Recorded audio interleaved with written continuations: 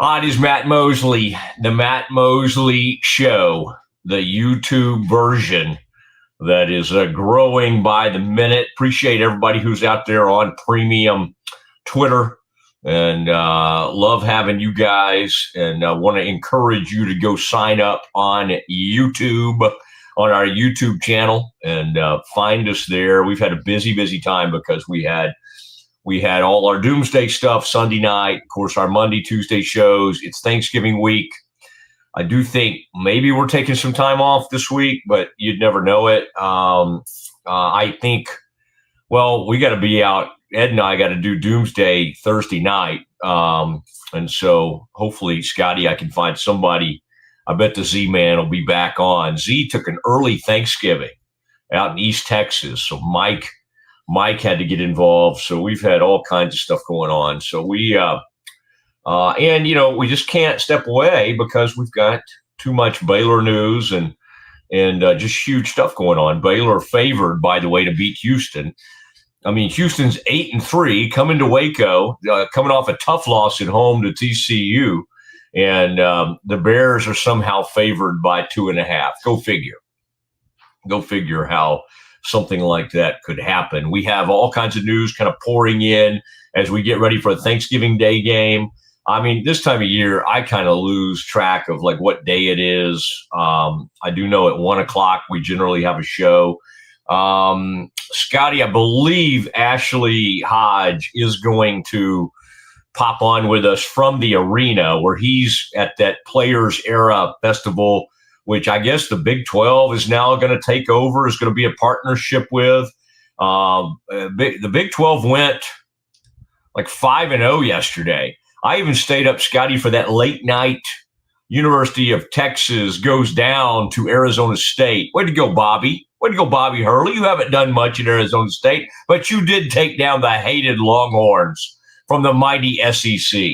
And what's that guy? They got that kid. The Longhorns got the kid from FAU. Great kid. FAU got him ready, had a beautiful freshman year. And, of course, Texas came in and said, hey, what do you need? About $1 million, $2 million? What do you need? And this Vankalitis or something like that, big 7-foot European, just said, yep, I'll come to Austin for that.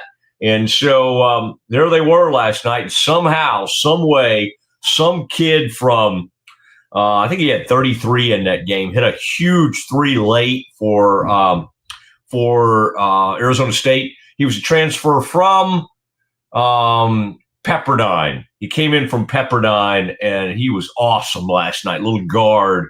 This is my favorite time of college hoops is obviously the tournament.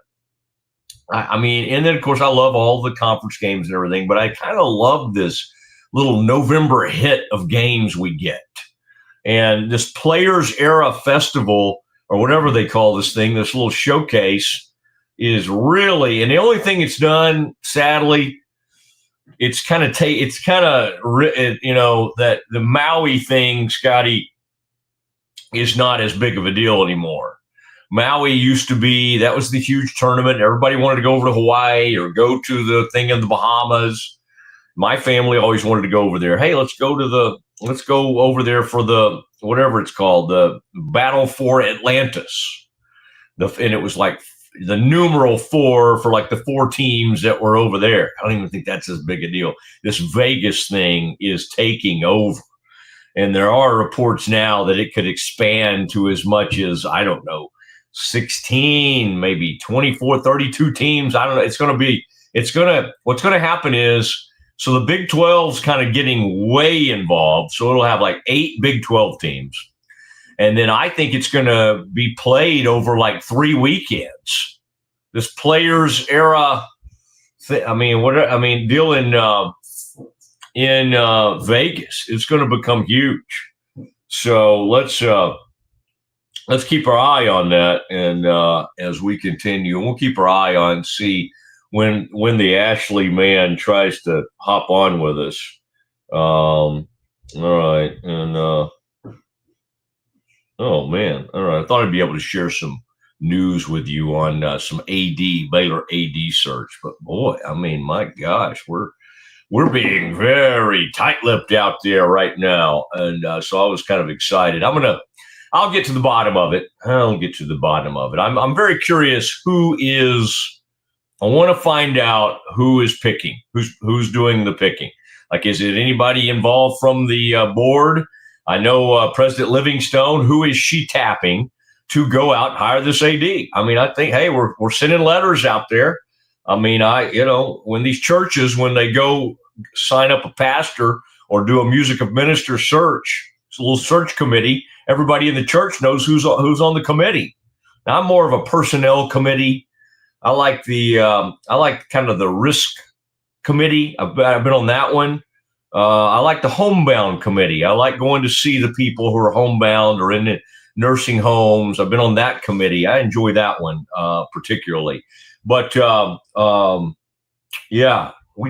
Bears need to come on now. I mean, some of these things are happening in the shadows. All right, some of these things we get in trouble at these Christian universities when we're kind of working in the dark, keeping things in the dark. Let's be a little transparent out here, and let's just come right out and say, who's serving on this committee. We'll see.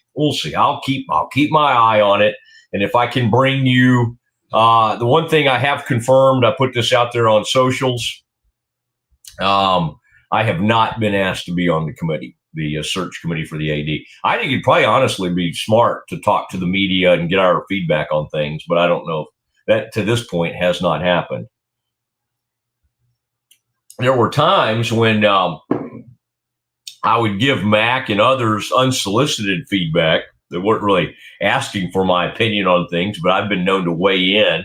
And honestly, it was always received pretty graciously. Like, okay, let's look into this, or let me look into this, and I'll get back to you. Did they always get back to me? Well, probably the answer would probably be no on that one. But again, I felt, Scotty, what's the thing? What's the buzzword these days? You want to feel heard or feel something? I felt heard most of the time when I would put that out there. So Baylor plays today. The Baylor women, by the way, the rankings came out yesterday. They fell from number 7 to number 15. Maybe a little too far. I mean, Iowa's not a bad team. Iowa was up there ranked number 19. Baylor played horribly, but that's fine. They knocked the Bears down 8 spots, and so they're number 15 in the country, which may be about right. I don't know. So anyway, and then Scotty, let's be on our toes about some of this breaking news. I just got an alert that said the portal's about to pop off. The portal's about to, which I don't know. We got to keep our eye on this because soon there'll be that the portal will happen after the season while the college football playoffs going on, and then hopefully the Bears will be extremely active out there. Dave will get involved. Scotty, it appears that we do have Ashley. All right. And I want to kind of see what Ashley's situation is like. He's on the ground in Vegas. And Ashley does Vegas better than Mo. Oh, look at him. Look at him. He's even been kind enough to give us this really nice quality audio. I was expecting him to be like right in the middle, courtside for the Players era. And we'll get him over there because he's got to go do some scout on Iowa State as they get ready to play Creighton, leading into Baylor and St. John's, which is becoming kind of an annual deal.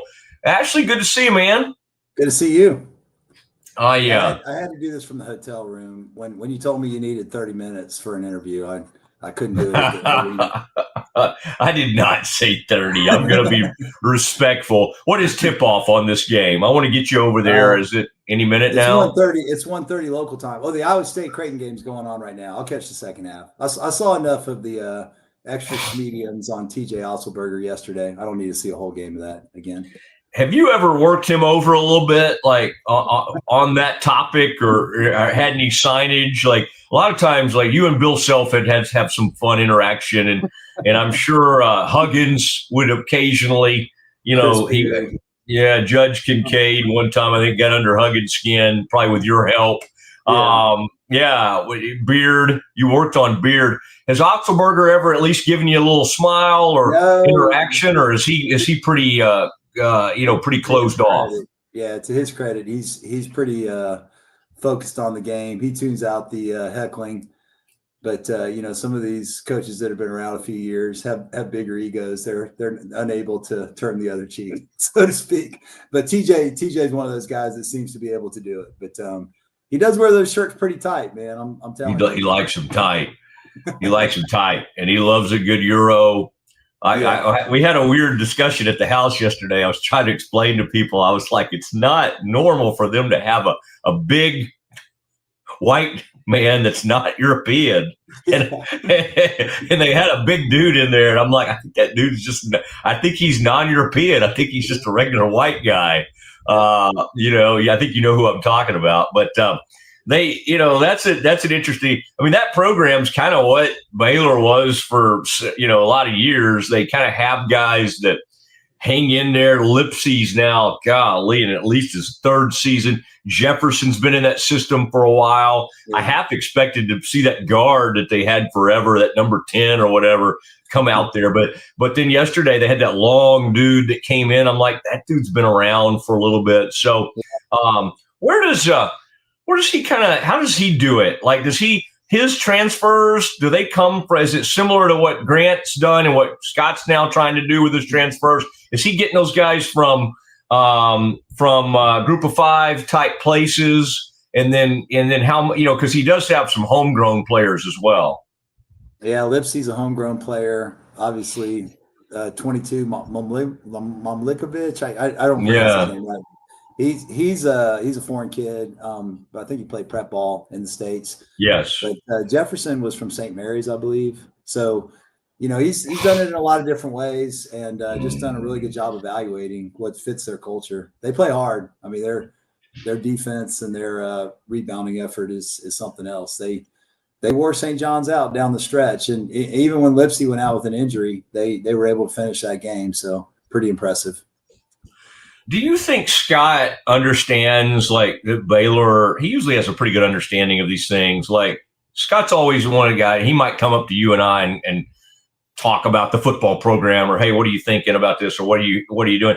Do you think Scott kind of understands, not that we need to put too much pressure at this time of year, but like the Baylor family kind of needed a win yesterday? Wasn't it just pleasant to see all the national guys like, oh my gosh, Cameron Carr, obviously you've been talking about Carr for months now, but everybody's like, oh man, look at this and look at this block and look at his wingspan, which I had to make you very happy. You're a big wingspan guy. And I think they're saying Cam has like a 7'2" wingspan, which is otherworldly for a guy of his height, which is about 6'6". But do you think Scott sort of kind of has that understanding sometimes that, like, hey, the Baylor family could use a nice win here? I think he does. I mean, these basketball coaches, when it comes time for these tournaments, I'm sure it is a silo, one game at a time. They're trying to ignore all distractions. But I know he knows the gravity of the situation with Mac Rhodes and obviously the heat that Dave Aranda's under. So I know that they know how important a win is. I know that I was talking to some athletic officials yesterday at the game, and they knew how important a win was. So I think there's definitely an awareness of that. Okay, and then yesterday, just your biggest takeaways from the game. You've been now watching Agbum for a good while. We kind of know what he is. If he heats up, he's scary. He'll kind of keep shooting sometimes, and he'll kind of get in love. You worry a little bit with people if they're streaky. You don't really you don't like a streaky shooter who shoots a lot of mid-range shots. Yeah. Now, what Cam did yesterday was gorgeous when he started using that mid-range game and he was getting himself open. He's got so much game. Yeah. And I didn't really know, with him, we sometimes go, well, is this guy one and done? Is this guy one and done? All that kind of stuff. He's obviously so athletic, and you've been calling this. but he's going to start rising up the draft boards and everything. What was the most important thing that you saw yesterday? I mean, mine was they just blistered them on the boards, and it proves. And Caden Powell obviously came in and did some really good things early in the second half. Help when the Bears came out and weren't good early in that second half, and Scott had to bench a couple of dudes. Powell settled things down from a rebounding, even from a scoring perspective. He's better than I thought he was going to be, like in terms of just kind of being able to do a few things around the rim. He's not a huge offensively skilled guy, but he is more coordinated, and he's better than I thought he was going to be. But I thought the rebounding just completely killing them on the offensive boards obviously was a huge thing. What were a couple of your biggest takeaways from that win? Well, rebounding, absolutely, because we got beat up on the boards pretty good against Tarleton State and Washington. So I know I talked to Dan Skillings in the post game, and he said that, it was a brutal week of practice. They were doing a lot of box out drills. So I expected that to be better. Hopefully that translates to today. It's a whole new challenge. St. John's has a incredibly athletic and active front line. Zuby Ejiofor, Dylan Mitchell, who's been in college for 10 years. Came from Texas, Cincinnati. Yeah. But they, I think that the lack of turnovers was good. Now Creighton's not a huge ball pressure team, but they're better defensively than people give them credit for. So not only turning it over 10 times was a good sign, especially none from Ratai, Agbim, and Skillings.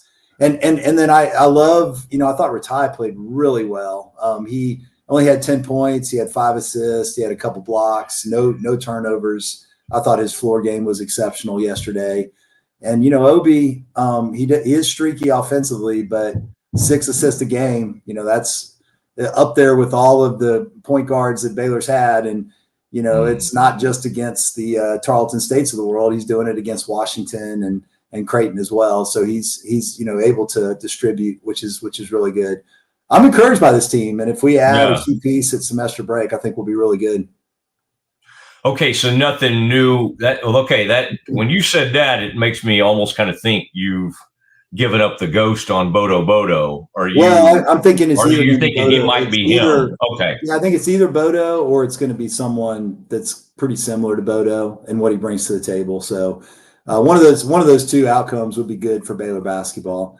Especially, we don't know what the status of JJ White is, but it didn't look good in the post game. So if he's out for an extended period of time, then you're down to 7 guys that's in the rotation. So you need that 8th guy. I'm sorry to hear that. Yeah, I mean, I don't know if I totally. Okay, so because he only played 3 to 5 minutes, and he hurt his foot, and he wasn't able to put any pressure on it. That stinks. All right. Well, I mean, Ashley's right there in Vegas for all these injury reports and everything. And at least in your interview yesterday with Skillings, you didn't allow anybody to walk through your shot. I mean, here they are on national TV with Cam Carr, and like a whole herd of people come through their shot. Like they've got to this is kind of becoming a big deal, this Las Vegas and True TV and TNT. This is like a big deal. And they could not.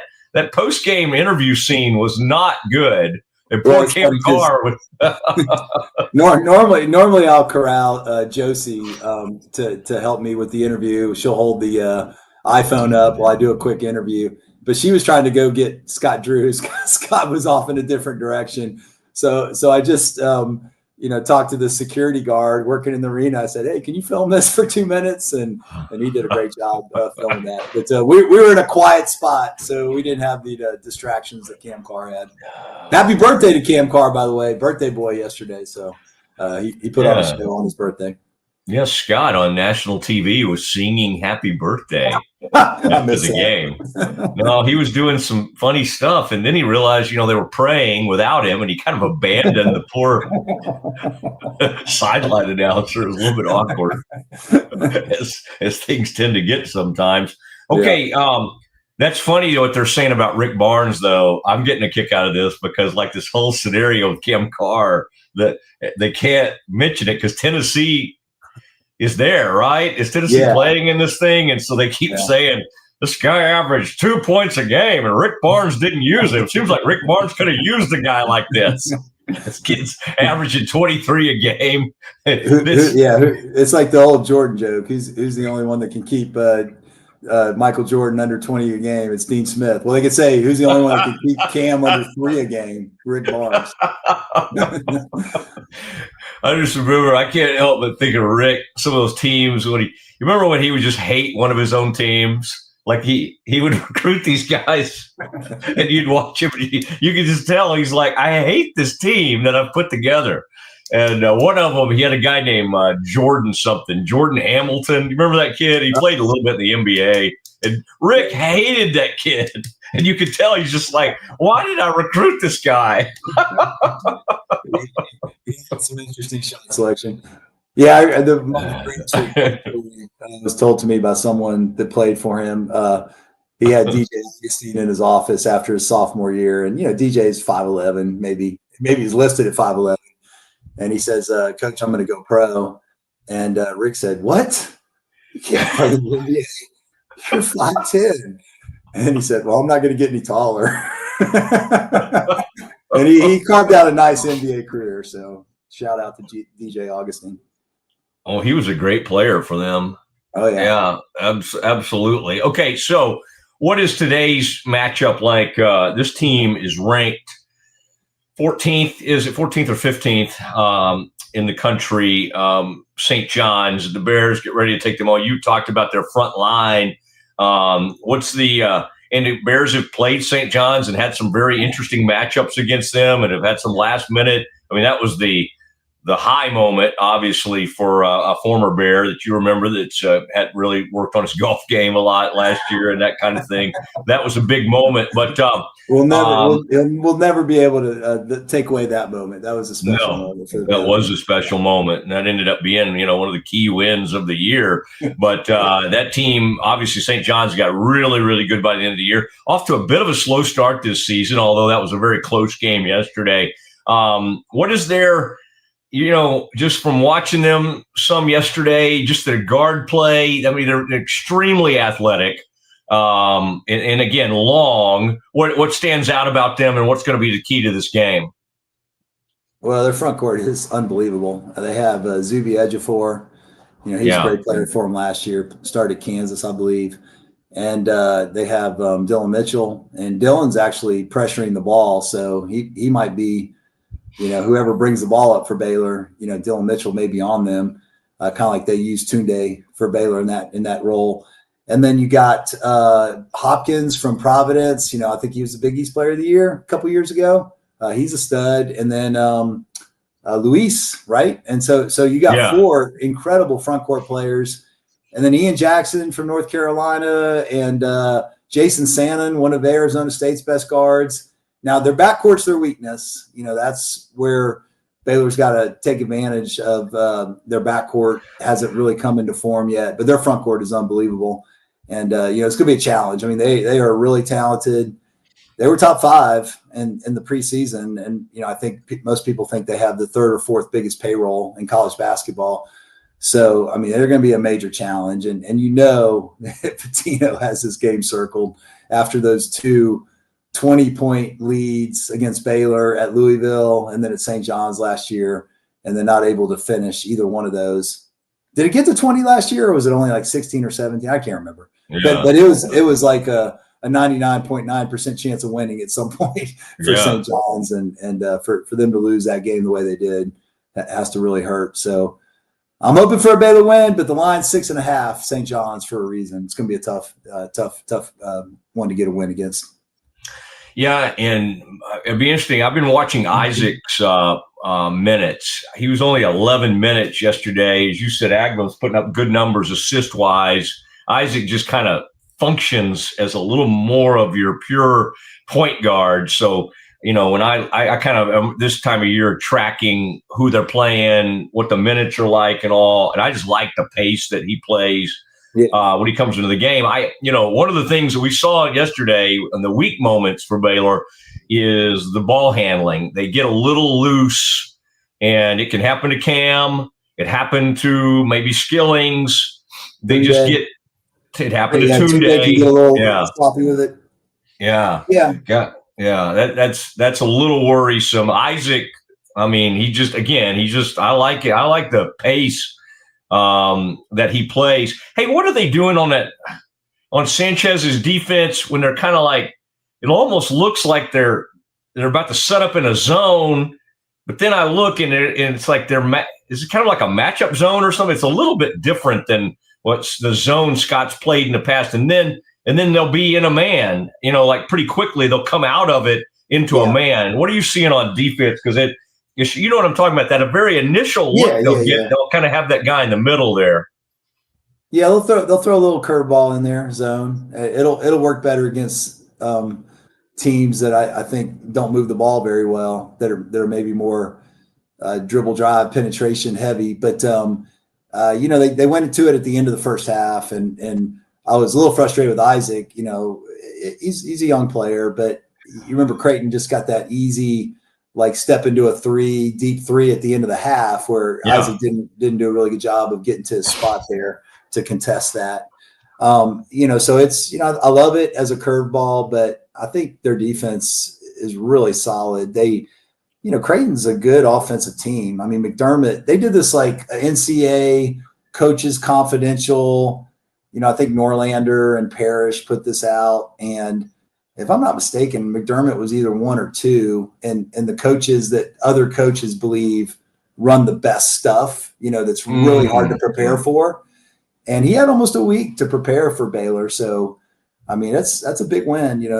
I know Baylor fans, we beat them by 30 in the NCAA tournament a few years ago, but they knocked our head pretty good in the NCAA tournament in Denver a couple years back. And I mean, they're a tough team to beat, and to win and to really limit them offensively, I thought was terrific. I thought we did a pretty good job against them. I'll never forget that beating we put on McBuckets, man. Yeah, they were more of a two-man team back then. That zone is pretty easy to target two guys, but they're much more well-rounded these days. We were sitting up high a little bit in that arena, and weren't down there with you in that game. And one of the guys up there with us, I think it was Miles. He said, "I'm going to go down and see if I can find us some seats." And we look down there, and he's like down there with you and some other people, like courtside. He never checked on us the rest of the game. It was kind of like, "Hey, man, you were supposed to go scout out some seats." So anyway, I think we made him pay for the hotel room or something. I don't know. It was not a great look that evening. Well, okay, on this other stuff, the mood of Baylor is not good. This was met with President Livingstone. I'm interested. Colt seems to be particularly perturbed. Colt Barber, co-founder with you, at like the timing of it. I mean, again, to me, the timing, if they were going to bring him back, it would still, it would be the same level of disgust from the fan base if they said it after these two games as if they said it when they did. They did it, and then, of course, they go lose and get blown out, and then it makes people all mad. I don't know what the timing is. I think the reason they probably did it was to send a signal to the recruits and everybody, right? Maybe a little early. We're going to hold on to this guy. The fan base was they're so disgruntled by it. First of all, do you know who's on this committee?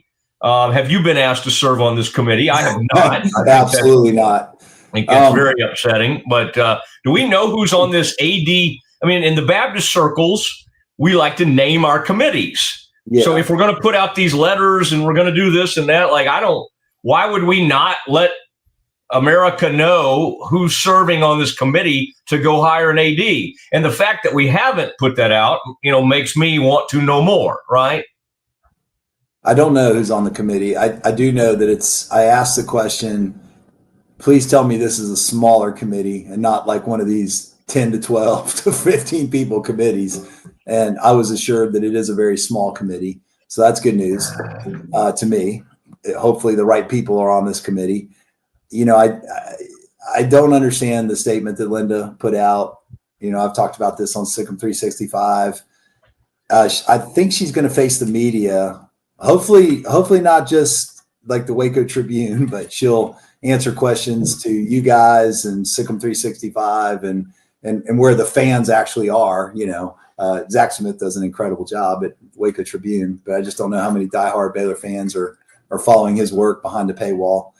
But I just think I just don't understand it from a lot of angles. I mean, okay, let's say the buyout's $25 million to buy out Aranda, to bring in a new staff, whatever it is. It's probably somewhere in that neighborhood. If you know you're going to fire him next year, or you think you're going to fire him next year, you may save $5 million, but the amount of money that you're going to lose in revenue because the fan base is checked out, I just don't know if they have a pulse on how checked out the fan base is on Aranda. He's a heck of a guy. I hope he turns it around. I hope he surprises me. But I think we have enough evidence here to say this isn't working.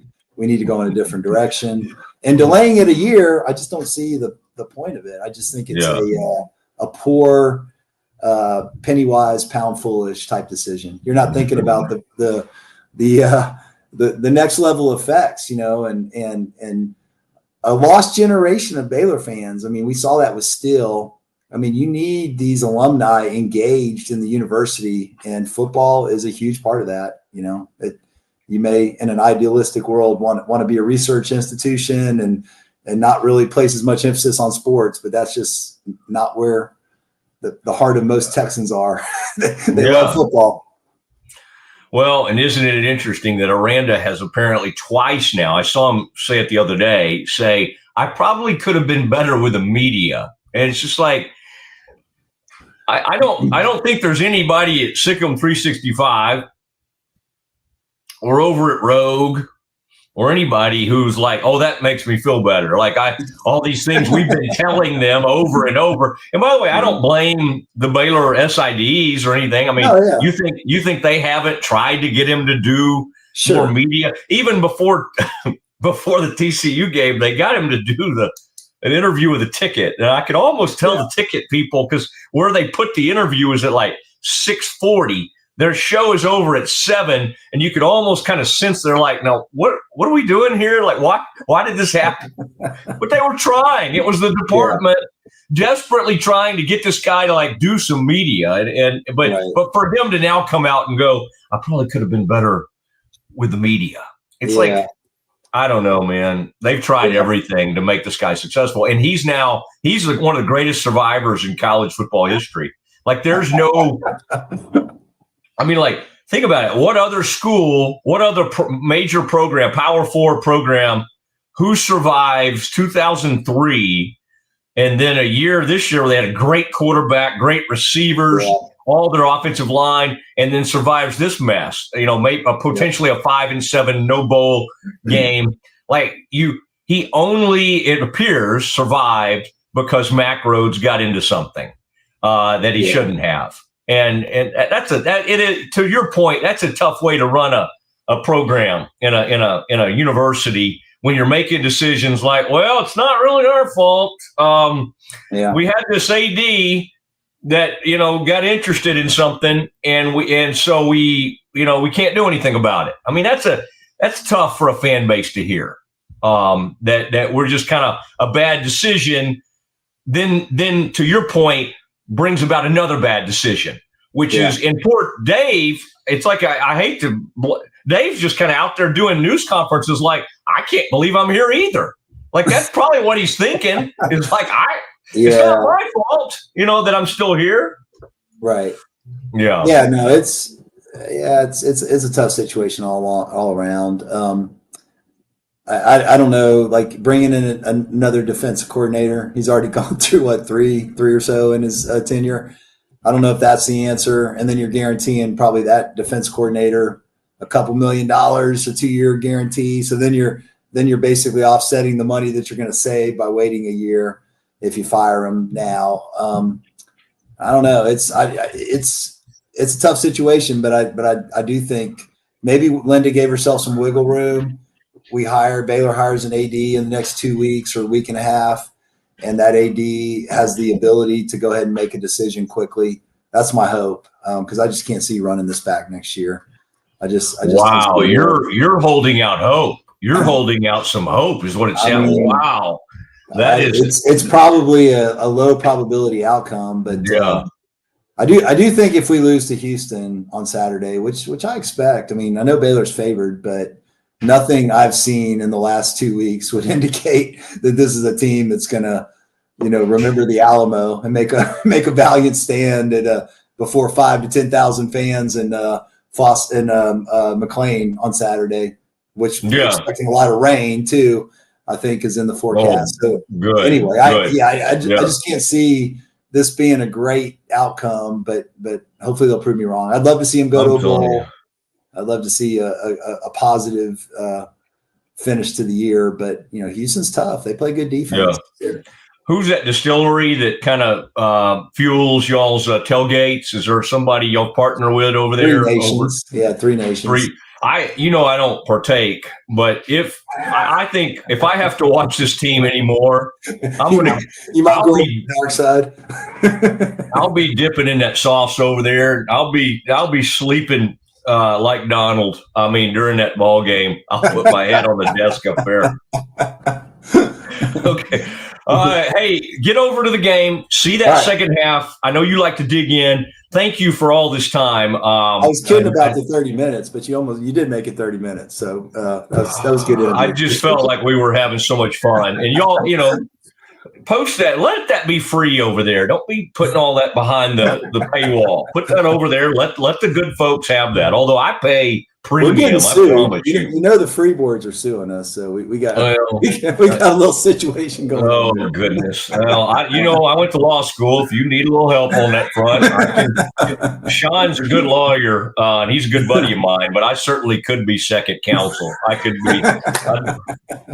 I got old Wade Barrow, Sean, and Frank Colley on the case, so we got some good minds helping us. Okay, well, those guys like to have a good time. Okay, thank you, Ashley. Thank you, Matt. I'll see you. All right, there he goes, Ashley Hodge. I told him a couple of minutes, and we might have overdone that a little bit. It is time, though. Let's take care of our folks, our good folks. Oh, man, thank you.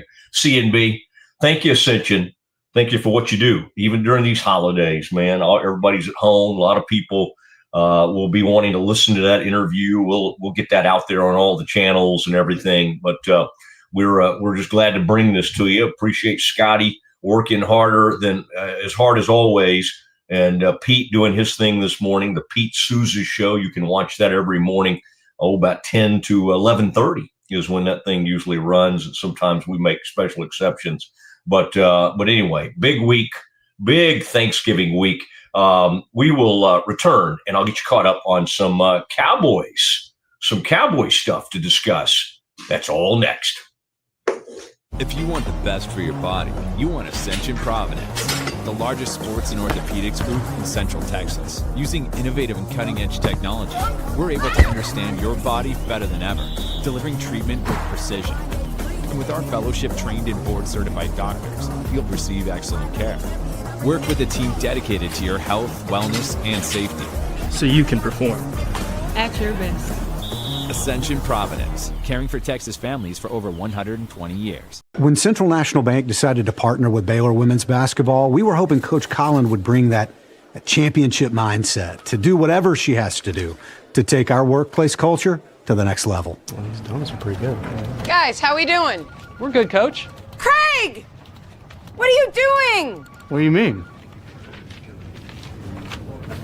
You have to dunk it.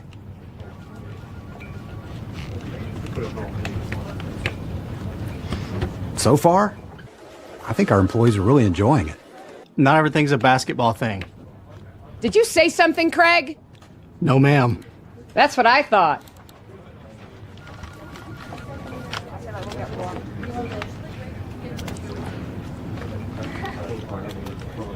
Dude, I think she likes you.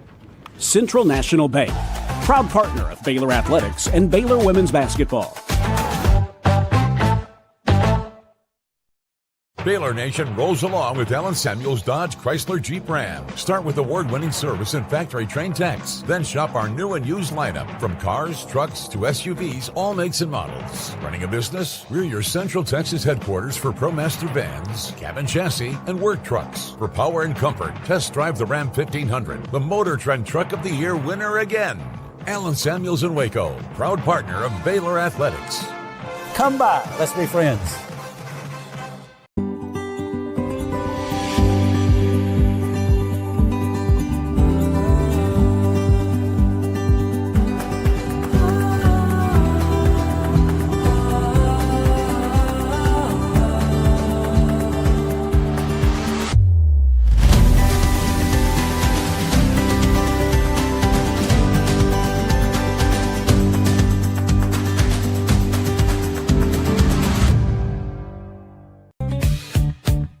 Streamline event and appointment booking with Amelia's sleek, modern, and fully customizable booking forms.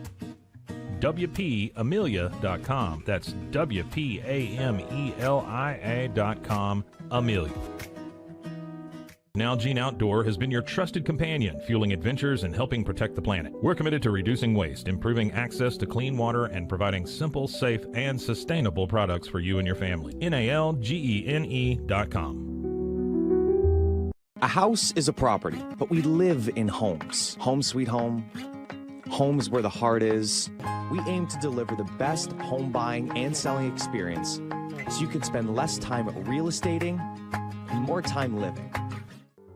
WhyPersonalLoans.com. Request a loan anytime. Our partners can offer loans up to $35,000 with varying rates and terms. Review your loan offer with no obligation and decide what works for you. Visit PersonalLoans.com today. This is what $500,000 in a duffel bag looks like. Actually not real. That's because it's actually prop money. It looks realistic from a distance, but up close you can see it says for motion picture purposes. Visit PropMoney.com today to get your money seen or money shot right with Prop Money Inc.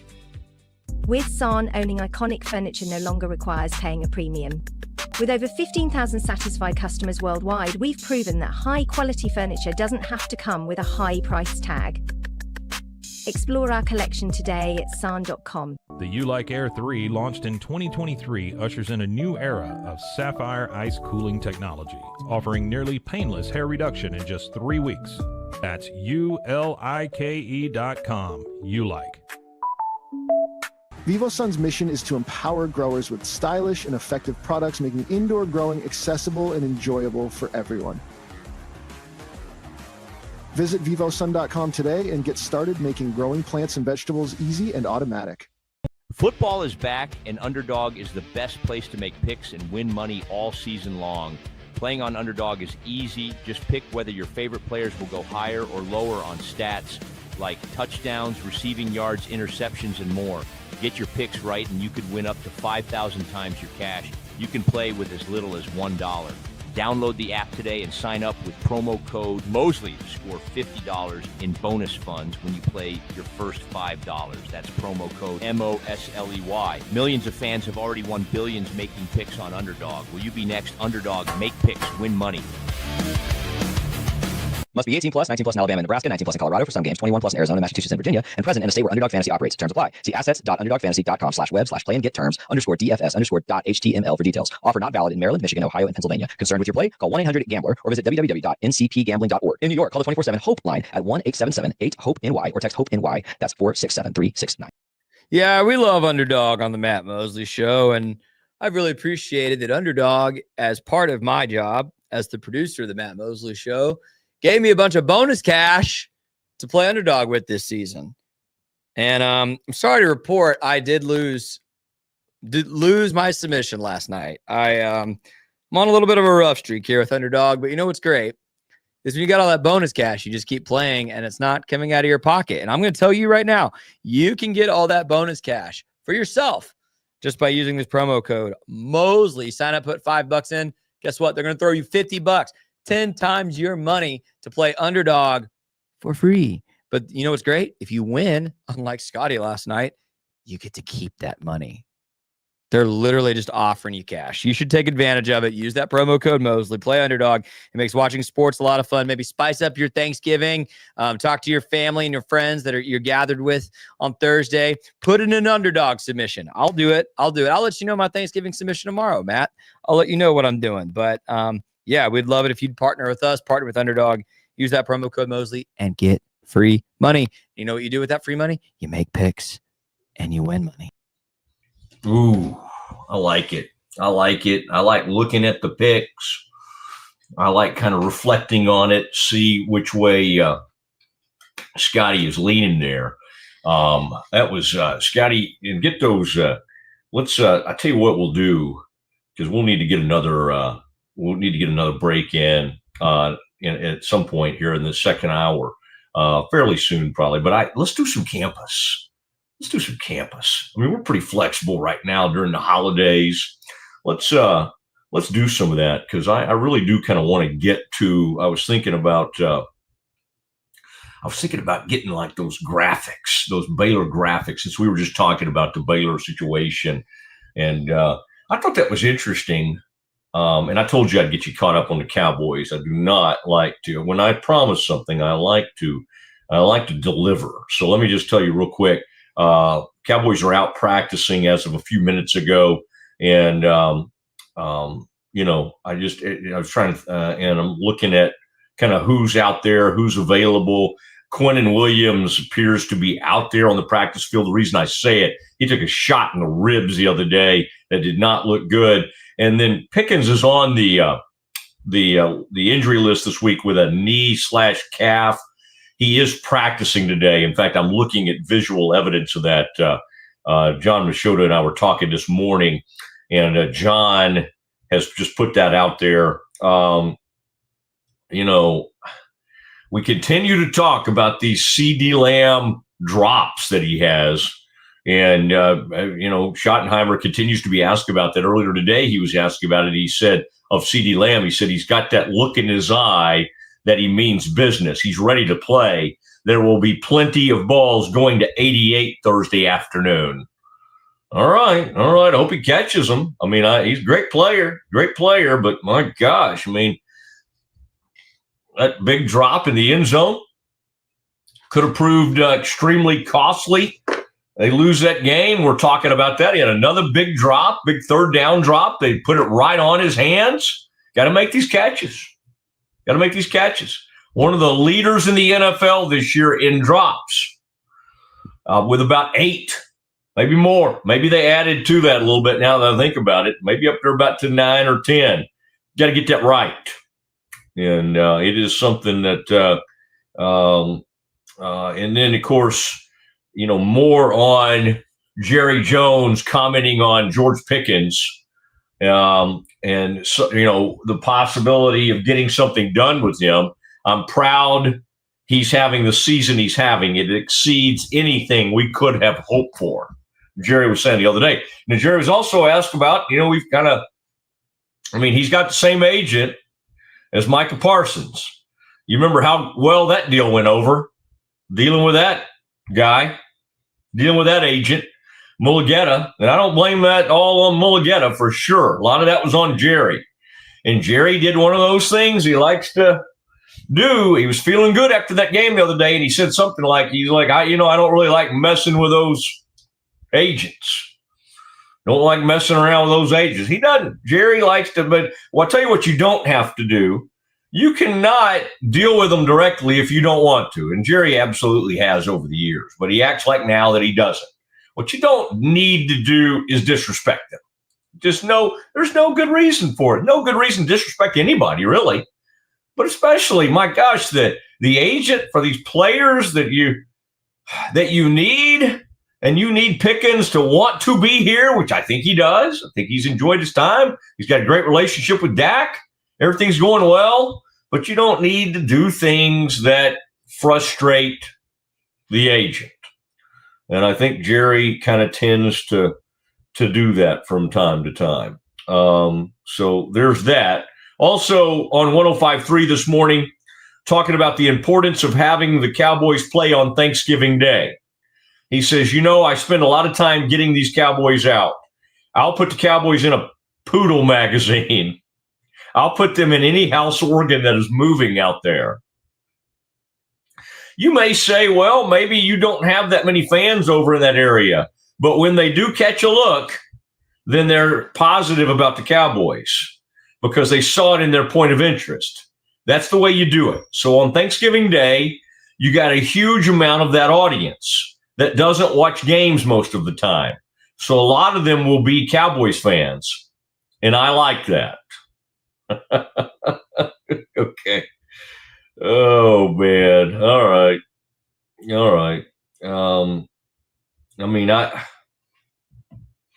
So I guess that's it, man. You get Post Malone, Lil Jon, or whoever out there. And which John is this? Scotty, is this Lil Jon? There's a Dr. John I'm familiar with, but I think there's Lil Jon. And Post Malone, whose dad or something used to work for the Cowboys. So it's kind of a fun little story. One other thing I had here, we'll do more Cowboys in the 2:00 hour. The Cowboys owner said he doesn't see George Pickens playing for any other team next season. Okay. Quote, we have 2 number 1 receivers. There's nothing we can gain from speculating about his contract today. The bottom line is we're in good shape. He's playing better than we ever could have anticipated. He's an outstanding teammate. All right, so what that tells me is at worst, of course, this is before Jerry gets involved and gets mad at the agent or something like that. But at worst, you pay him the franchise tag, which is $28 million next year. That's a lot for yeah. And it would be better on the salary cap to do it long term and pay him whatever 30 something a year, whatever the going rate is now. I mean, when CD signed, it was $35 million a year. You want to make CD mad? Do a long-term contract with George Pickens. Pay him about $40 to $42 million a year. Because that's probably what it would be. And then you'd have CD going, I'm the one who's been around. I'm the one I thought you loved. Let me tell you, in the world of divas, they don't come any bigger than the old NFL wide receiver. Is the cornerback position. How would we react? How would we rank the divas in the NFL? Wide receiver 1, cornerbacks 2, quarterbacks 3, running backs 4. Running backs can have a little diva. Running backs, they want that ball. They got to have it. They want to get paid. They don't really pay running backs anymore, but they can find themselves with some diva-like behavior. So running backs can do that. I'll tell you what, Scotty, we'll talk a little more Cowboys, and then we'll get one more break, and then we'll get into campus. We'll do major campus confidential, and that's where we'll get into. Scotty's been out there again. It's all over social media. He's putting together graphics. He's putting it out there, and so he's got interesting graphics on the Baylor coaching situation and kind of where Aranda comes in when as far as Vegas. How does he compare to other Baylor coaches? But hey, the good news is Aranda has decided that he hasn't done enough with media. I noticed, Scotty, today that Trigg got to sit down with the old Waco Trib. He did an in-house sit down with Baylor Plus. I think Baylor's kind of having that, like a lot of schools, they have that decision to make. Should we put all our best stuff and our best players behind a paywall? Should we let them from time to time talk to people outside the paywall? Well, I'm glad that Zach got to sit down with Michael Trigg because I know he's probably been asking for a long period of time. Now, as Ashley shared, that's a paywall too, which, by the way, Ashley can't be getting on to other paywalls because he's got a, as he said, he's got a, that's a major part of Siegmund 365 is the stuff they put behind the paywall. They don't just give away whatever Sam Bradshaw's coming up with or Grayson or Colt, some of that's behind the paywall. I don't understand, and I haven't really dug in on whatever the lawsuit is with Baylor Bears. What is that thing? BaylorFans.com. Before Sick'em existed, we had BaylorFans.com. And it was kind of an interesting, whatever. Before, like when Scotty was going to Baylor, probably there was only Baylor fans. There wasn't a Sick'em 365. So then people would get on the little fan forums, and we had our little names. And I used to do that. I used to get on there probably when I had AOL, and I'd get on there, and I had a name, whatever I called myself.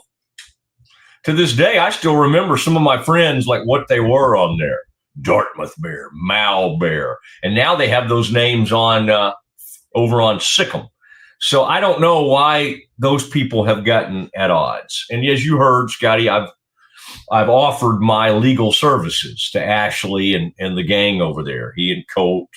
If I had to guess, knowing those two, Ashley has just like, well, this will blow over. He's taking that attitude. And Colt's probably a little more, like, oh my gosh, what's going on here? Colt's a little more intense than Ashley. I would imagine Ashley thinks this thing will be fine, but it probably doesn't love the fact that he's got to go out and pay attorneys now. Now, one of the attorneys I saw that's representing Sick'em 365 is a good buddy of ours, so he may be doing them a solid. Sorry, Sean. Maybe you're charging them even more. I think you should charge them like time and a half or something, whatever your hourly rate. Sean's a great friend. He's a good guy. He got engaged at a Baylor game, as I recall. So anyway, lots going on in the Baylor kingdom. And, one of the things I've tried to do, even in the past hour we've been on the air, is I want to be able to share with you guys, here's who Baylor's picked, here's who they've tapped to go search for the AD, because that's interesting to me. Like, I'd like to know who they think is the best choice. I trust that President Livingstone, and people are like, why do you trust President Livingstone right now? She made this horrible decision to bring back Dave Aranda. I get that. The only thing I think is that, it probably, I don't know if she had any other choice. I mean, like, she could have waited, or she could have fired Dave, or she could have waited after the season and then fired him and then raced to get an AD, tried to get an AD done before she fires him. I don't know. Ashley, who is very tied in, left the door open for a loss to Houston and then get the AD in here as quickly as you can, and he may still come in and fire Dave. Now, while I understand where Ashley's going with that, and that would make the fans happy, I mean, I don't know. That would come across as pretty sorry.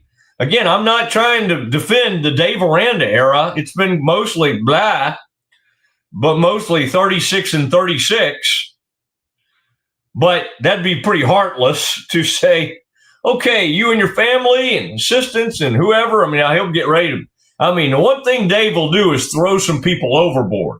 So there may be some firings and all that. Dave doesn't mind firing some people and letting them go find other jobs. So that may happen. But that would be kind of interesting to go, okay, you're coming back. And then like in 2 weeks go, just kidding. The new AD doesn't want you. So it sounds like Ashley is holding out a thought for that. I have closed the door on that. All right. I really don't see that scenario. And I also like I hope that Dave, this thing he keeps saying now, like, I haven't done right. I could have done better with the media. I don't know if you even need to be saying that out loud. You need to be reaching out to a few of us and saying that, if you now are of that belief. All right. Because again, the thing that he never could learn and understand is the coaches over the years, the great Parcells. Even after Bill Parcells was already a legend, already a coaching legend, a first ballot Pro Football Hall of Fame type guy, when he was with the Cowboys, he knew that he could use the media. Tom Coughlin knew it. Tom Coughlin will be in the Pro Football Hall of Fame. Maybe he already is. I don't know. But he'll be in the Pro Football Hall of Fame if he's not. Had 2 Super Bowls with the Giants. He's going to be in the Hall of Fame. Man, those people knew how to use the media and work the media. Why in the world did Dave Aranda think he was different? Why did he think he could do this without using the media? Because you know what the media is, and I know, in political terms and even in sports terms, Baylor fans came to hate the media. We hate ESPN. They took down art. We hate it. I get all that. By the way, I was at ESPN at some of that time. I get all that. It's always easy to shoot the messenger and hate the media. But the media is the conduit to which these teams and coaches go through to talk to their fan bases. Now, some teams and some programs have tried to eliminate the best they can the media by saying, "I'll tell you what, why don't we use Baylor Plus or Baylor Plus or Baylor Vision or Baylor? Why don't we use our own house organ to tell our story?" That really doesn't work. I mean, I don't think Baylor people who are already signing up for everything in the world are beating down the door to sign up for other things. I mean, they already have Hulu and a million other things, and Amazon Prime and Netflix and so now we're going to go, let's do a bundle package. We'll do Baylor Plus, Sick'em 365. We'll do all this other stuff. No, people are tightening their belts. They can't do everything. So now Dave Aranda has decided, you know what? I think I could have been better with the media. I'd say, a little late. Although, by the way, if he wants to do more of that, and I would not turn that away. I'd love to visit more with Dave this next year and spend more time with him and do some stuff, but it shouldn't take just all this mediocrity and coming up short year after year to get you to that point. You should have arrived at the point at some point. But again, who knows? Maybe new AD, new administration, all of this. Make no mistake, no matter how great, he may become the media darling going into this next season. But he is a lame duck. And he was a lame duck after 2023. And they had a great run last year. They kind of saved everything. And everybody thought, okay, let's see what happens next year. And this year, they have not met expectations. And he is only the head coach moving forward because the AD had some sort of transgression, and he's out. And so that opened the door for Dave Aranda to come back. And that's basically what President Livingstone was trying to tell us in that letter. She couldn't come out and go, hey, Mac, it's Mac's fault. It's not my fault, but I've got to make this choice because we don't have an AD. And Mac put us in a bad spot. But that's what she was trying to say. And the money stuff and all that's fine, is right. But now what Ashley said is true too. What if nobody comes to the games next year? Now, are there some things you could do this offseason in the portal and otherwise on the coaching staff to try to make this thing more interesting to the fans? Sure. They did it going into, after the 2023 season. And they did a nice job, made some interesting hires, and kind of got some good. They even got Gary Patterson, for goodness sakes. I mean, what if he brought Gary Patterson in as the defensive coordinator for next year? Would that make anybody excited? Yeah, me. I mean, I think the fan base would be kind of cool with that. Like a trusted, long-time, great defensive guy. Because Dave didn't get the job done. Dave is known as a great defensive mind, and this year they stunk. Last year they stunk. He didn't get the job done. So if he fired himself as play caller of the defense and brought in Gary Patterson, we'd all let out a big hurrah. All right, let's do some campus.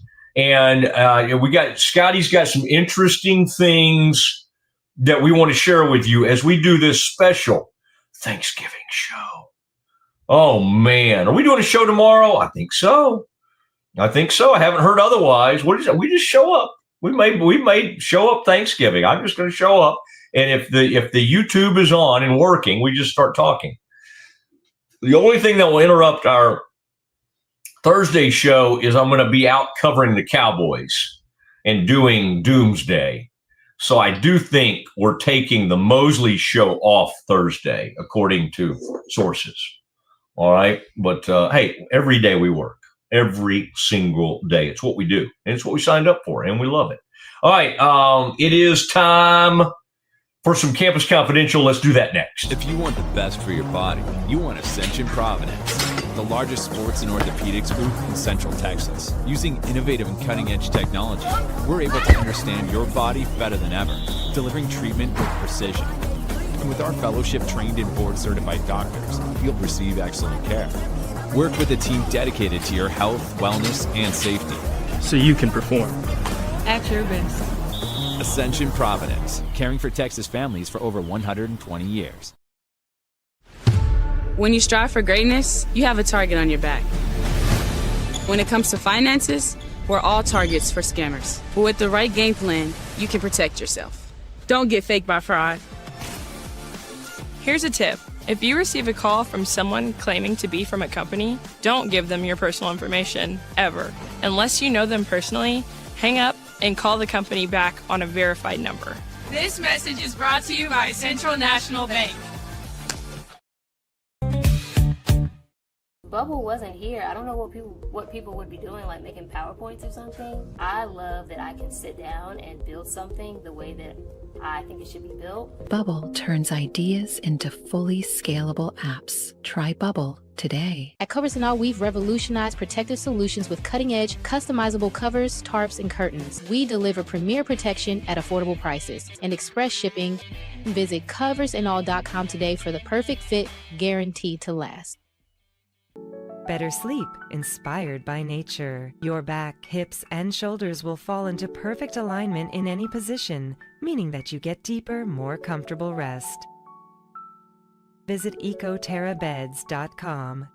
Cleanse your body of accumulated toxins and embark on your wellness journey at your own pace. At Global Healing, we provide premium supplements to help your body heal naturally. Start your healing journey today at globalhealing.com and organichemp.com. Relax with Hemp Delicious. Organically grown hemp, massively blended with delicious organic herbs, responsibly sourced for their holistic benefits. Each sip offers calming, antioxidant-rich wellness. Brewed just for you. Sip the calm with Hemp Delicious. Is your Mac running slow? Mac Booster 8 is your all-in-one solution to clean up 20 types of junk files. Get your Mac running like new again with Mac Booster 8. Visit macboost.net today. I know you're gonna love this Kodak Dot Plus printer. You guys just connect it to your smartphone. I can assure you, you are going to love this printer as much as my family has. You guys have to check it out for yourself. At Mapiful, we believe in celebrating your journey. Our unique personalized products are designed to boost your confidence. From custom home decor to meaningful gifts, we help you cherish the memories that make you who you are. Visit mapiful.com and start celebrating your story today. Streamline event and appointment booking with Amelia's sleek, modern, and fully customizable booking forms. WPAmelia.com. That's WPAMELIA.com. Amelia. Nalgene Outdoor has been your trusted companion, fueling adventures and helping protect the planet. We're committed to reducing waste, improving access to clean water, and providing simple, safe, and sustainable products for you and your family. NALGENE.com. A house is a property, but we live in homes. Home sweet home. Homes where the heart is. We aim to deliver the best home buying and selling experience so you can spend less time real estating and more time living. whypersonalloans.com. Request a loan anytime. Our partners can offer loans up to $35,000 with varying rates and terms. Review your loan offer with no obligation and decide what works for you. Visit personalloans.com today. This is what $500,000 in a duffel bag looks like. Actually not real. That's because it's actually prop money. It looks realistic from a distance, but up close you can see it says for motion picture purposes. Visit propmoney.com today to get your money seen or money shot right with Prop Money Inc. With San, owning iconic furniture no longer requires paying a premium. With over 15,000 satisfied customers worldwide, we've proven that high-quality furniture doesn't have to come with a high price tag. Explore our collection today at san.com. The U-Like Air 3, launched in 2023, ushers in a new era of sapphire ice cooling technology, offering nearly painless hair reduction in just 3 weeks. That's ULIKE.com. U-Like.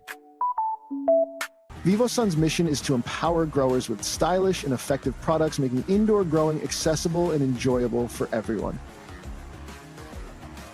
Visit vivosun.com today and get started making growing plants and vegetables easy and automatic. It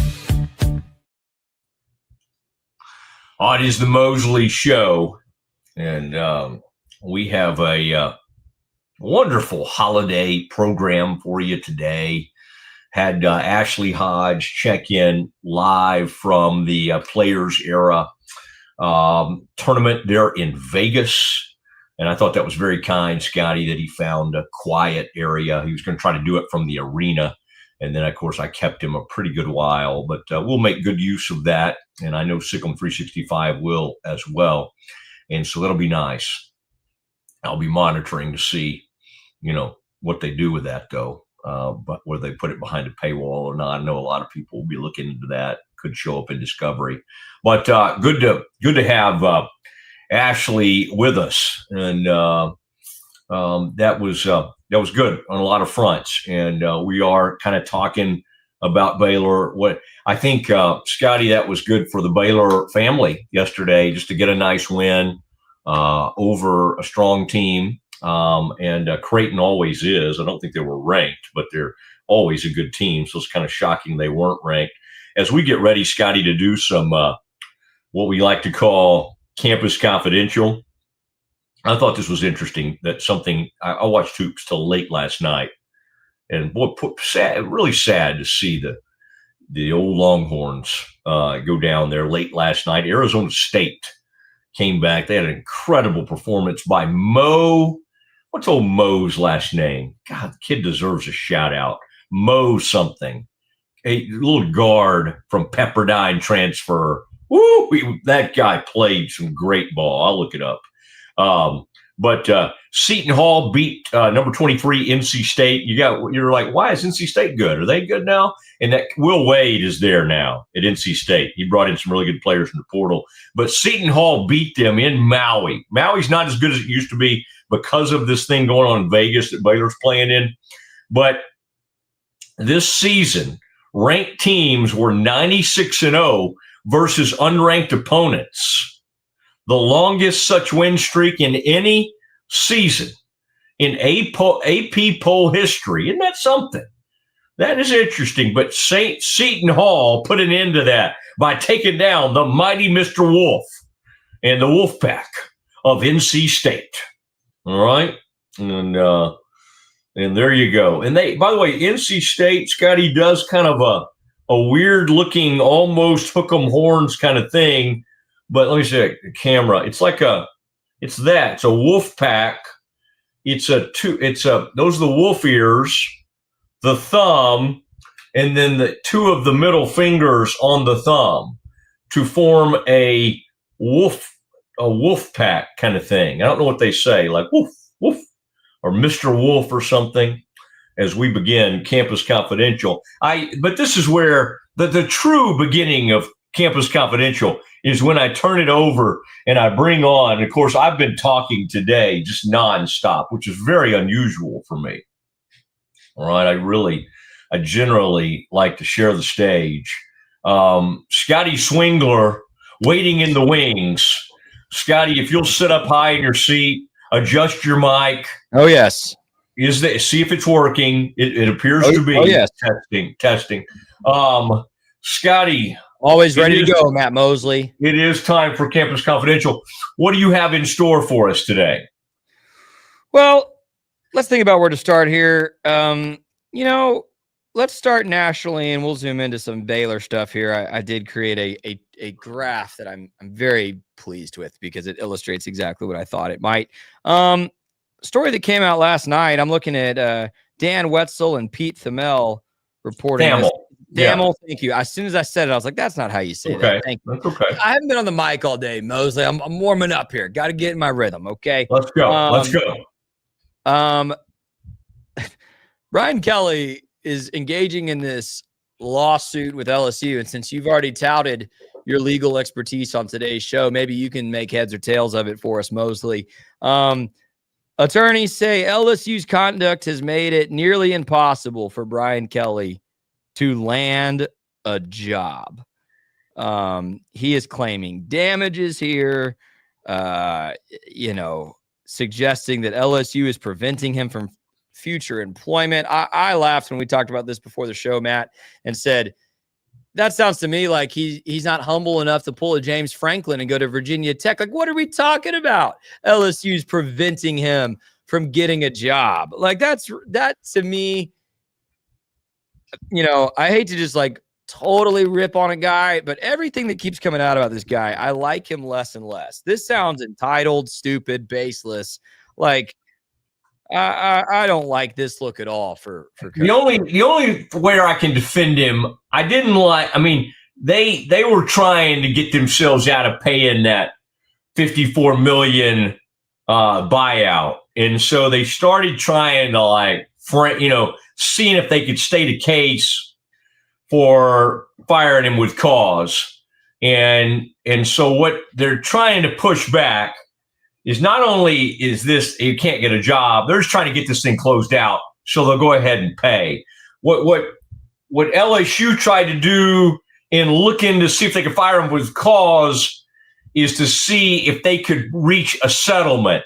And Kelly's lawyered up to the point where they push back immediately and it's all in the documents. You're not going to be able to do this, and there's nothing you can get him for. I mean, there may be something that comes out. I mean, like with Les Miles, even with Coach O to a certain extent, there was probably enough weirdness out there where you could point at something and go, we're going to get you. We're going to get you, so you better settle with us. Kelly is just unlikable.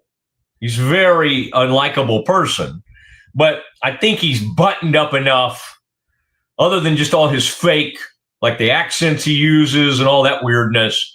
He's buttoned up enough not to have left a trail with some stuff that could have gotten him fired for cause. So, yeah, part of that has, Scotty, to do with this. Have they prevented him with some of this stuff from getting another job? Who knows?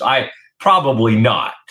Probably not. And to your point, there's probably not a job, Brian Kelly, but I'm just saying this is kind of a look over here thing. This fighting this thing and trying to make LSU look bad is trying to hasten and get that money paid quicker. And LSU has been able to drag their feet on getting that payment out. And so anyway, the truth of the matter is they've already had some donors step up and go, yeah, we'll cover the buyout to get this done. That's already happened. And so now, of course, they're out trying to do a contract negotiation with Lane Kiffin. I mean, separate of all that stuff, Scotty, you brought up about Brian Kelly, we now have a negotiation going on we got a three-way romance. We got Ole Miss. I didn't mean to excite you there. We've got Ole Miss saying we want to hang on to our man. Okay. We got Florida and LSU saying we want your man and we'll pay. And at some point, Ole Miss will probably have to check out and go, okay, it's too high. All right, we're not going to pay him. We're not going to pay him $16 a year or whatever. I mean, the winning price here in Florida and LSU, he's got the ultimate leverage, right? Like there's a point where he may end up with about 17 to 18 million a year. Wow. Which is like even Ben Johnson got something crazy to be the Bears coach when he was the Detroit offensive coordinator. And I think it was like $13 million a year. Lane Kiffin at the collegiate level could jump up well over that. What is he making, you might ask, at Ole Miss right now? About $9 million. About $9 million. So, but again, he's got the ultimate thing. He's got leverage. So he's going to coach this Egg Bowl. Now, the thing he should do is stay right there at Ole Miss, coach in the CFP, and get that salary up to, let's see, he's at 9 right now. Get up there to about 13 or 14. Is that not enough to live in Oxford, Mississippi? To me, that'd be okay. You could probably make do on 13 or 14 million a year. But I do think he's going to look like, he may not care, but he's going to look pretty sorry if he leaves these kids after the Egg Bowl and leaves them hanging for the playoff. Well, pretty rough. I think it's going to happen. You think he's going to LSU or Florida? I do. I think he's going to LSU, man. And to be honest with you, I agree. It's going to be bad timing. It's going to look bad. It's going to add to the narrative that Kiffin can't stay out of his own way in any given role. But that's on the NCAA and college football for the timing of these things. When the transfer portal is, when the playoff is, they need to adjust the calendar here so coaches don't have to make these decisions. But yeah, I think he's an LSU guy. I think he's at LSU. I think we'll know that. I think we'll know that in about 5 days. Wow. Get him one more Egg Bowl, and then he's going to leave with egg all over his face. On his face, exactly. By the way, I do want to point out, you mentioned he's going to lose, by the way. You mentioned a love triangle and then described a love quadrangle. 3 schools going after the same man here. Wait, why? It's 3 is a triangle. A love triangle. But they're all chasing Lane Kiffin, who is the 4th member of this romance. Okay. I got you. If you think in those terms, I was thinking. I was just I the was schools. Indeed. Okay, all right. Here, let's do this. You alerted me to something, and I have actually not yet listened to it. So this will be, you might get a live first gut reaction from Scotty, because I've been pretty busy, and I did watch as we were doing the show, and then as we got off yesterday, Baylor defeat Creighton in basketball, which was outstanding. But you alerted me to this Creighton announcer apparently just went bonkers, and it has been picked up by national media, and here is the audio. I have not heard this yet, so this will be real-time reaction from me on this. Carr into the paint, missed the dunk, and a fucking foul. What are you talking about? That was 2 seconds after the play ended. Carr driving. He's outside the circle. He's outside the circle and he's set. He was outside the circle and he was set. Brett Smith blew it. He was outside the restricted area. He was straight up and down. He was set like the statue sitting out in front of New York, and they called that. That's an absolutely horse crap call. In a game that's been played out like this. Unbelievable bailout call by an incompetent referee. Wow. And ball don't lie. Wow. Yeah, I get it. I get why that would draw some attention. Matt, of course, as a Baylor fan myself, and as any Baylor fan may be watching, where does that call take you in Baylor's history?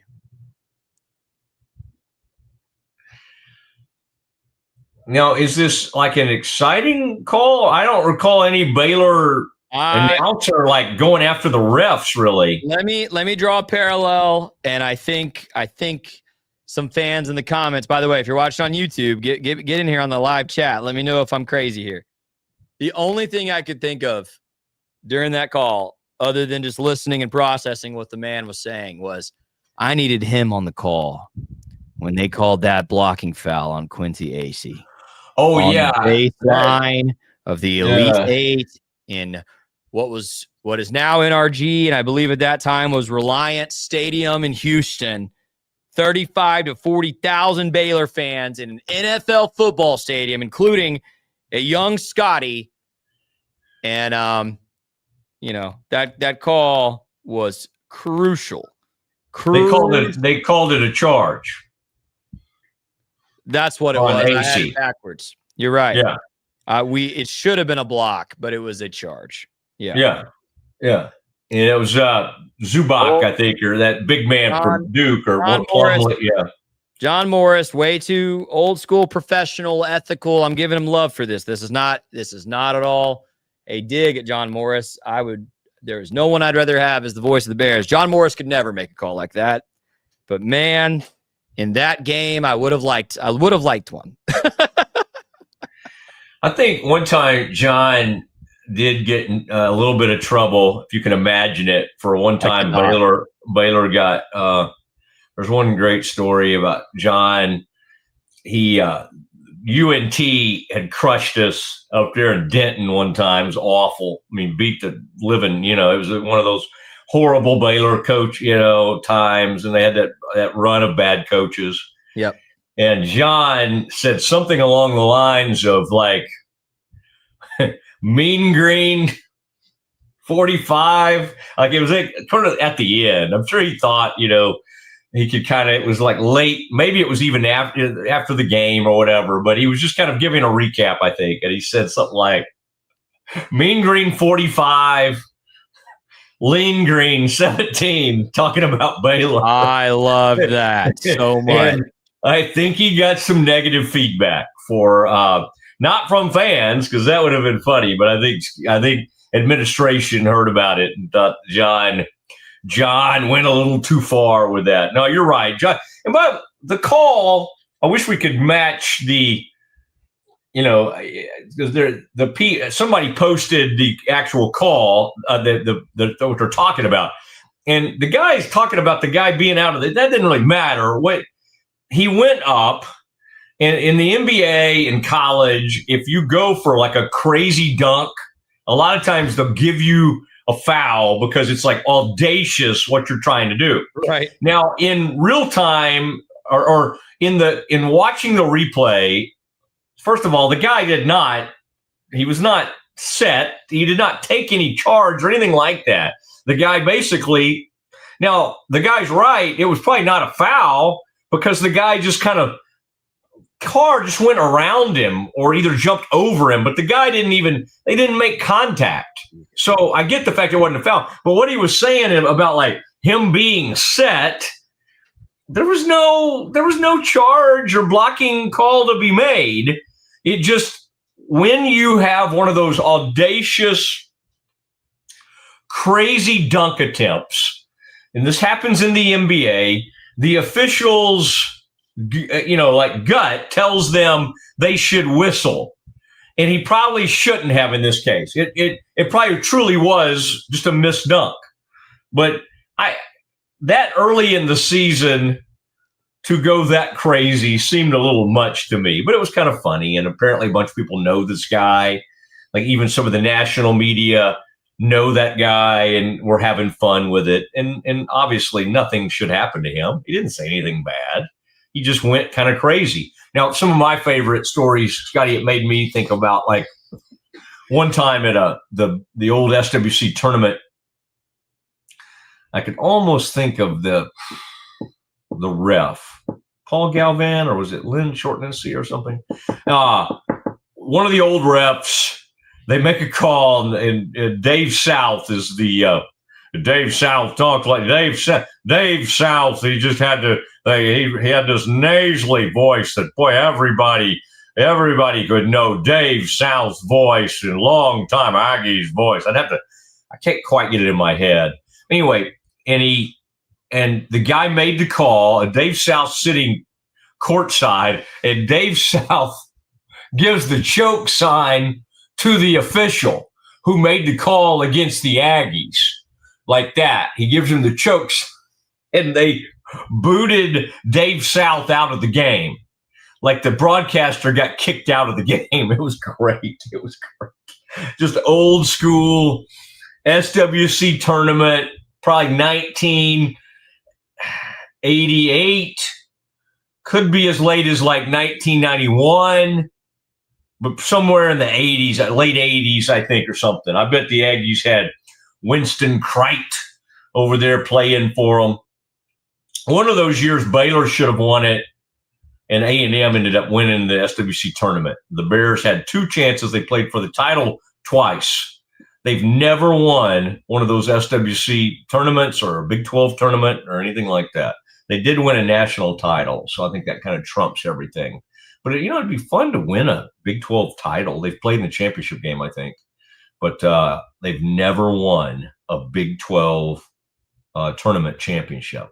And at some point, Scotty kind of stopped believing in, like, that it was that important to try to get that. Like, I think he kind of prefers almost the rest you get by losing in either the first or second round of that tournament. But there was a time, though, we used the tournament to get ramped up for the actual big tournament. Like, we win 2 or 3 games, maybe get to the championship. Scotty really believed in that Big 12 tournament. And, your team is going to feed off you, how you believe in that tournament. And that's why, Kelvin Sampson's team, you roll out the basketball with that Houston program, and they're man eaters. They don't ever believe in, this isn't that big of a deal. Like, Kelvin Sampson is trying to destroy everything in his path. And I like that. And I love Scotty, but I'm just saying, Scotty may not be quite as much of a man eater or a whatever eater you want to, he doesn't devour things quite like Kelvin. When it comes to like tournament play. Now, put in the big tournament, Scotty becomes a man eater. Now, we do need to get back to the Sweet 16. Okay, it's starting to we're getting too far removed from that championship. And we'll always remember it. We'll always have it. But you don't want to let 2022, 23, 24, 25, 26, because then you're 5 tournaments removed. And then you haven't been back to the Sweet 16. So it's time, okay? So we got to do it. Would I ever trade, even though Gonzaga has a better history of going to the Sweet 16 than Baylor? Would I trade that championship? Not in a million years. All right, Scotty, now we're going to have to say goodbye because it's a holiday hours. We're keeping holiday hours, but we keep having so much to talk about, and we're having so much fun with our people. And so, Scotty, even though each day I'm trying to be like, let's leave just a little bit early today, it never happens because we've got so much on our plate. We've got so much to talk about. Scotty, serve it up for us, though. Oh, by the way, Scotty, can we do this and then say goodbye, or do I need to take one more break and then say goodbye? You let me know. We have hit our breaks. All right. Scotty, take it away. This is very interesting because you've put this on social media now. But I think this speaks to the Dave Aranda era. Yeah. And because Vegas is a great measure because Bingo. Who understands whether you're supposed to win or lose or by how much or by how little? Who knows it better than Vegas? And in our case, Scotty, underdog. Who knows higher or lowers better than the great underdog? Scotty, take it away. What do you have for us? Yeah, so yesterday I put up that line graph that kind of showed Baylor's winning percentage in the last 25 years in football and kind of really how dramatic it's been since Matt Rule left, up and down and up and down and up and down. That kind of roller coaster under Dave Aranda. And someone actually replied and asked me to create this chart, and I thought it might be interesting. And in fact, it is. So what I'm about to display, Matt, you're going to see a bar graph. The white pillars, the white bars on the bar graph are what Vegas thought preseason Baylor should win in any given football season. We're starting at 2011. The gold bars in the bar graph are how many games Baylor actually won. And I think this really puts into perspective why, even though Dave Aranda has had a couple of outstanding seasons as the head coach, This is why Baylor fans feel a lot worse about him than I think maybe others. Here it is. So under Coach Bryles, from 2011 to 2015, Baylor exceeded the over-under that Vegas put on their season 5 straight years. 5-0 from 2011 to 2015. Baylor had more wins. If you had bet the over on Baylor, you would have done well. Pretty remarkable stuff there. And so explain, just so people can read the graph over there. Okay, because I don't have my glasses on. I should put my glasses on. The win across the bottom obviously has the years, and then the win totals are over there on the left. And then, okay, yellow is how many wins they ended up having in those particular seasons. Okay, so the preseason one is topped off. Okay, got it. Okay, I see the over-under on the preseason. Yeah. You'll see 2016 and 17, Baylor was under. I'll just call that fallout from a scandal, right?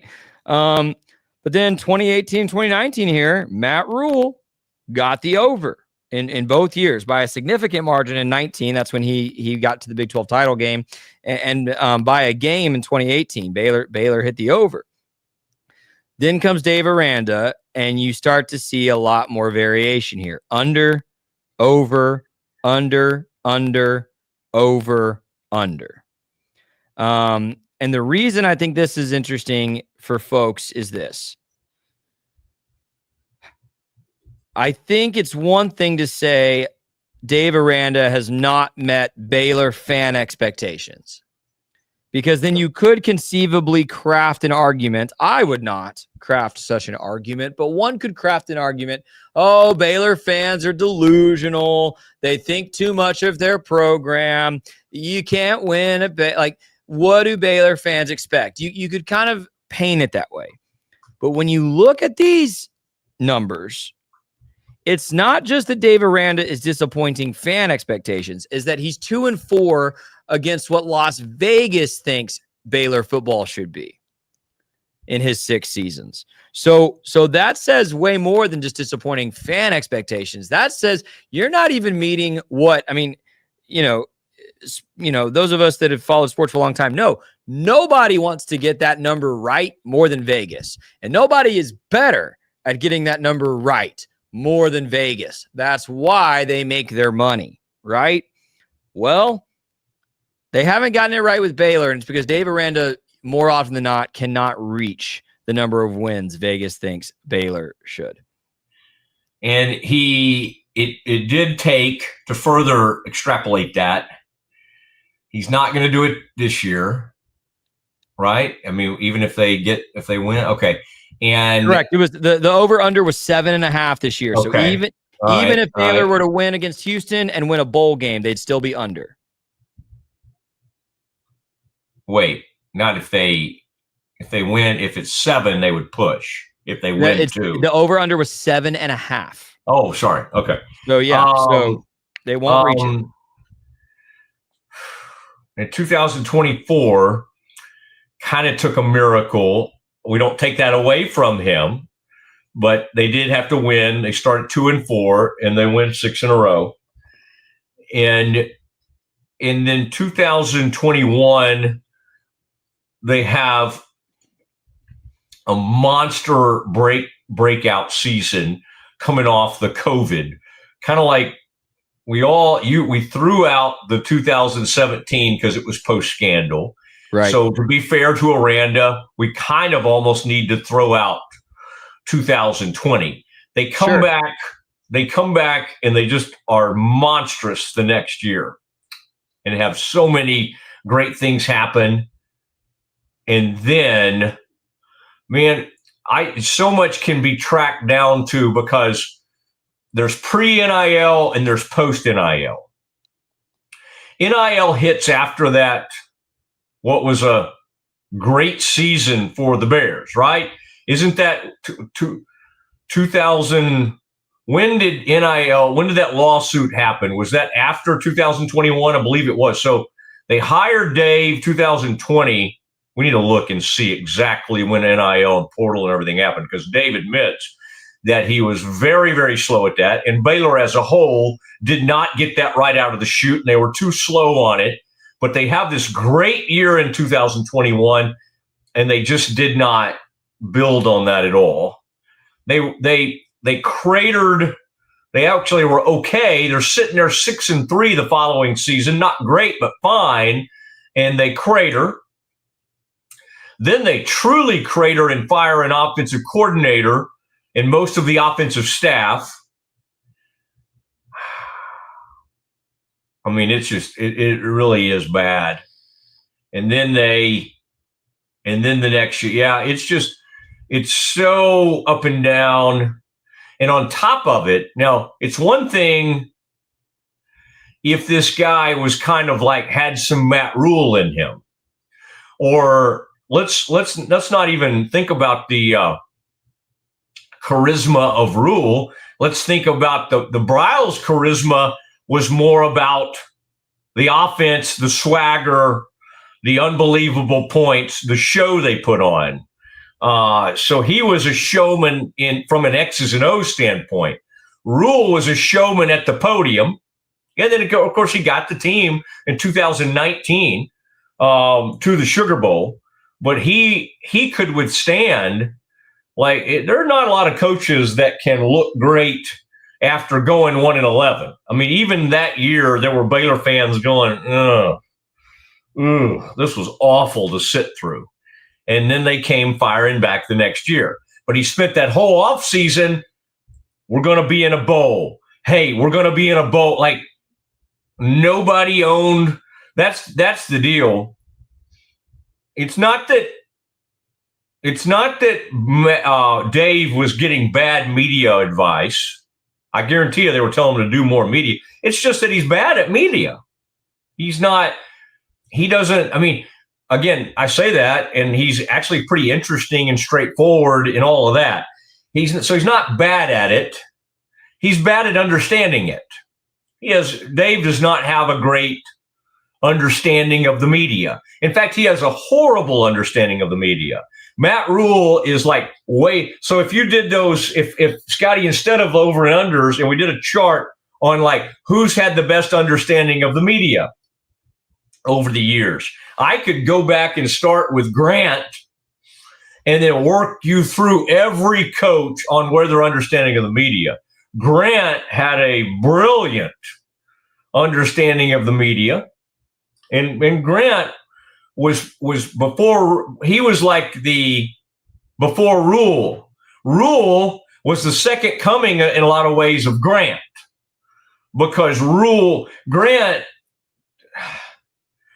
there's never been a better embodiment of what Baylor wants to be than what Taft brought. Well, Mac got it right with Rule, because Rule could talk the talk.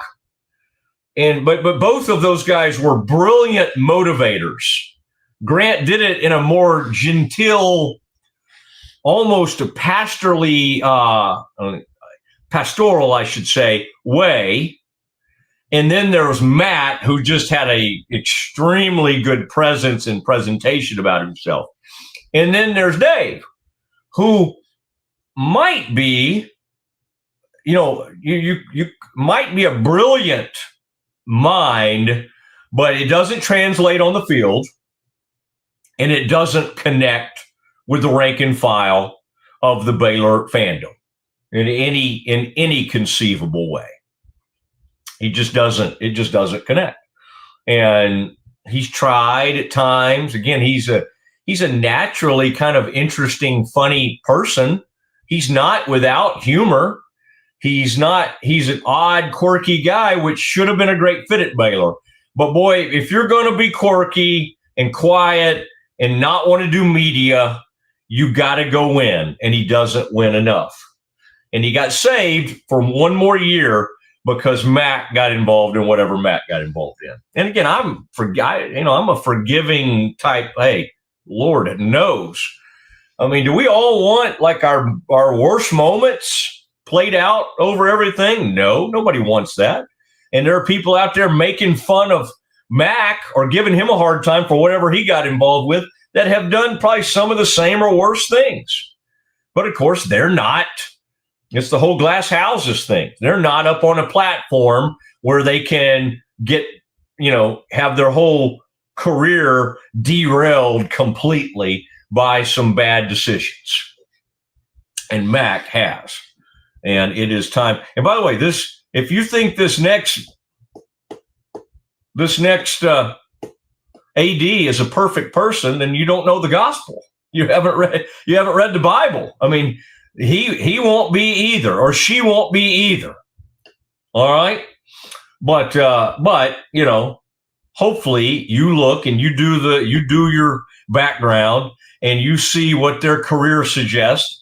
And if they've had some, issue, or they've been fired, or I want somebody, by the way, in the foxhole with me that's been through some adversity. If they go, oh my gosh, they made a bad hire back in 2011, that's okay. That's okay. I mean, you think you can't survive a bad hire in life? My gosh.